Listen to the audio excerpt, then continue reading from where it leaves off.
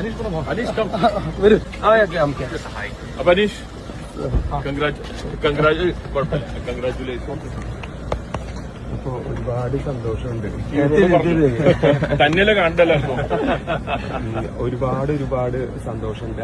അത്രമാത്രം സന്തോഷം എന്ന് പറഞ്ഞാൽ സാറിനെ പോലുള്ള ഒരു മഹത് വ്യക്തി എനിക്ക് ടൈം സ്പെൻഡ് ചെയ്ത് ഇപ്പൊ ഇവിടെ നിൽക്കുന്നു. അതിനേക്കാളൊക്കെ ഉപരി 10 lakhs എന്ന് പറഞ്ഞിട്ടുണ്ടെങ്കിൽ എന്നെ സംബന്ധിച്ചിടത്തോളം അതൊരു ഹ്യൂജ് എമൗണ്ട് ആണ്.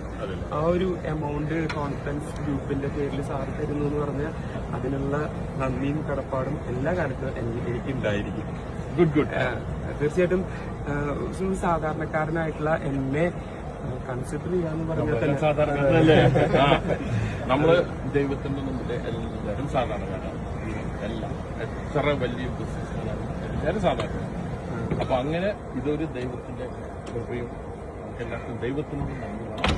അപ്പോ അനീഷ്, അതുപോലെ തന്നെ ബൊക്കെ ഉണ്ടല്ലേ, കണ്ടോ ഷർട്ടിന് മാച്ചിങ് ബൊക്കെ.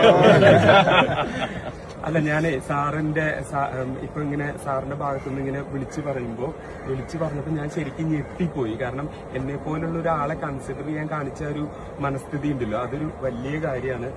പിന്നെ ഇന്നലെ പ്രഖ്യാപിച്ചു, അത് കഴിഞ്ഞ് ഇന്നിതാ ചെക്ക് തരികയാണ്. അതാണ് കോൺഫിഡൻസിന്റെ ഒരു പോളിസി. വാഗ്ദാനം മാത്രമല്ല. എന്റെ അമ്മ പറയാനുണ്ട്, ഇതിൽ ആശ മാത്രം കൊടുക്കാൻ പാടില്ല. ഈ ചെക്ക് അപ്പോ നാളെ എന്റെ എപ്പോഴും റെഡ് കളറിലാണ് അപ്പൊ എനിക്കൊരു സ്പെഷ്യാലിറ്റിയാണത്. അപ്പൊ നാളെ ബാങ്കിലിട്ടോളും. മറ്റൊന്ന് 10 ലക്ഷാധിപതി